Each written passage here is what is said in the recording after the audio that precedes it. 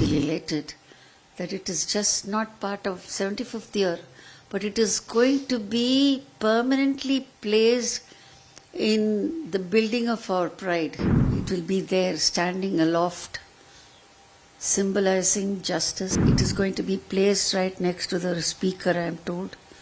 So it's really a proud moment for all of us Indians. In spite of calling myself a research scholar and someone who has been writing history of culture, I didn't know about this Sengol episode in our history because no book, no textbook has any reference to it. And what I thought was this Sengol has to be publicized. So I translated the entire Tughlaq article into English and wrote a covering letter to Honorable Prime Minister stating that the Sengol must be brought out from wherever it is and wide publicity should be given during the 75th year celebration of our freedom. This is how the whole thing started. When did you write this letter to PM? Immediately after that article was published in 21. I don't remember because I sent an email letter, but it was 21. I must say I didn't get any reply immediately. I thought maybe it has gone unnoticed. And it was, Sengol was not part of Azadi Ka Amrit Mahotsav. But then much better, this came as a big surprise to me that I felt elated that the Sengol is going to be placed in the new Parliament House. It's such a moment of pride. Pride not only to me, it's a moment of pride for every Indian. It's a part of Tamil. Sengol is seen as a huge part of Tamil tradition. So when you got this news, it's going to be a part of new parliament building. What was your first reaction? Sengol has been, yes, part of Tamil tradition. Anyone who has studied Tamil literature will know about Sengol. We are used to that term. And it is something, it's called sceptre in English.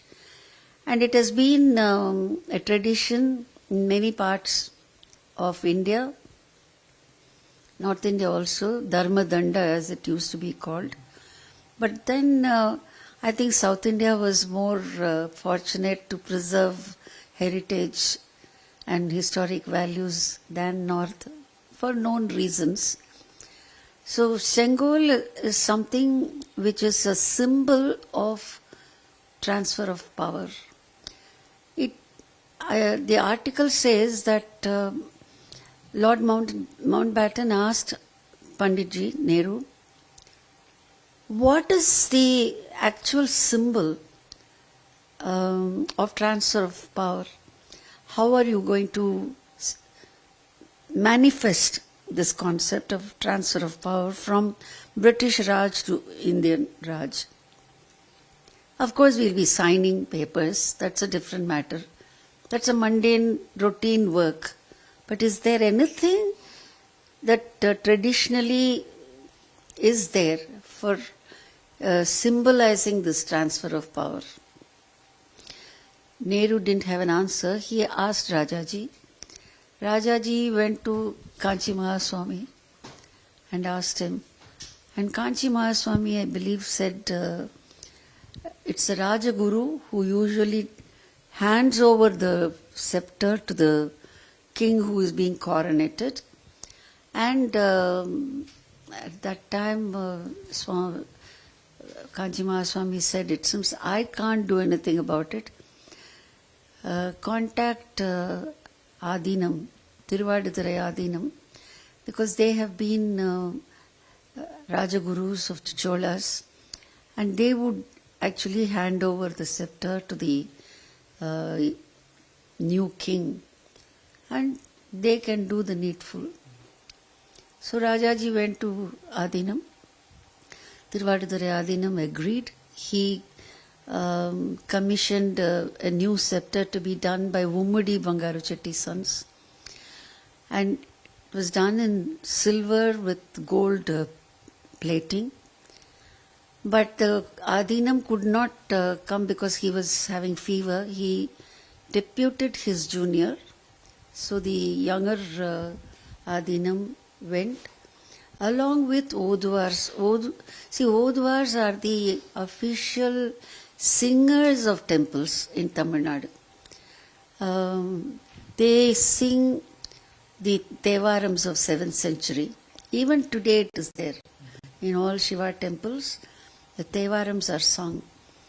And so the Odwar also went. This is an episode which was narrated by Kanchi Mahaswami to his disciples in 1978. And this was recorded by one Mr. Subrahmanyam, who wrote about Tevaram in 3 volumes. And in one of the volumes, he has completely quoted whatever Kanchi Mahaswami said.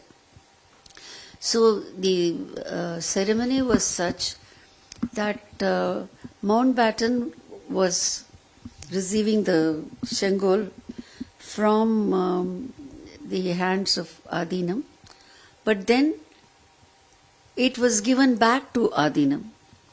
Adinam then poured Ganga water on it, and chanting of Tevaram, it was handed over to Nehru. This is what happened. But then I was interested to know where the sceptre is and what happened to it, why no publicity to it. And 75 years later, I thought, well, we are celebrating 75th year. The sceptre must be popularized. People should know, even as a student of history. I never read about it in any of the history books that I read. Nobody knows in India that such a beautiful thing had happened.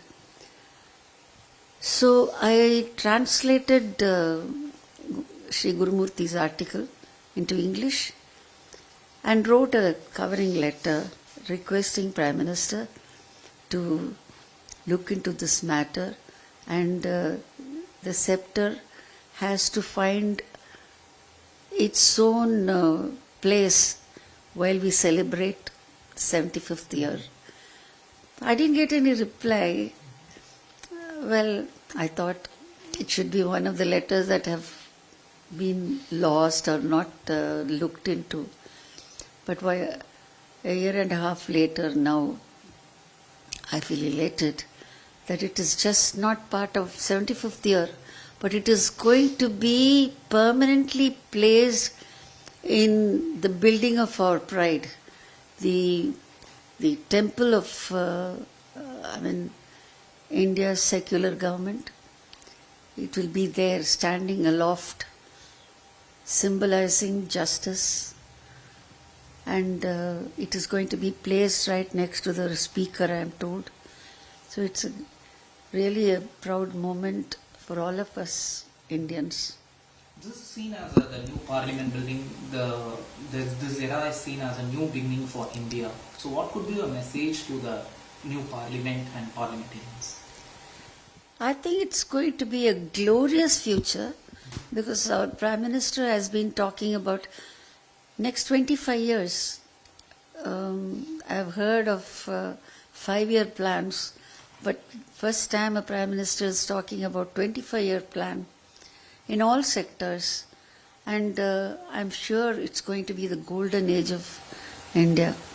So on final question, there has been even though it's been hugely appreciated about the Sengol, there has been some voice saying that Sengol is a symbol of monarchy. It's not to the people elected government. So what would be your message to them? Sengol is just not a symbol of monarchy. It is a symbol of justice. It's a symbol of good governance. To give you another evidence for this, it's not only something of Tamil Nadu, It also has a place in Kerala. Shilapadigaram, the Tamil epic, talks about Cheran Chenguttuvan. Chera is Kerala actually. Cheran Chenguttuvan, when he dies, realizing that he did a mistake because he ordered beheading the hero without going into the details of the case, and Kannagi proves that he was wrong. He feels so guilty that he immediately dies, saying that his Sengol has bent. So this is a phrase from Shilapadigaram. So Sengol is a symbol of justice. It is just not any religion alone. Justice is for any religion, isn't it? It's of ethical value, it is of moral value, it is a symbol of governance, proper governance. So this is what the Sengol means. Sengol actually means the suffix Shen means refined. Even in Tamil you say Shen Tamil, which means classical Tamil. Kol is just a stick. Sengol means a stick which is symbolizing refinement. Refinement of thought, word and action in governance. So Sengol is something extremely important for governance, whether it is secular or whatever it is. I think India is known as a spiritual culture. More than religious culture, it's spiritual culture, and nobody can deny this fact. And that is why India is respected all over the world. And this alone can save humanity from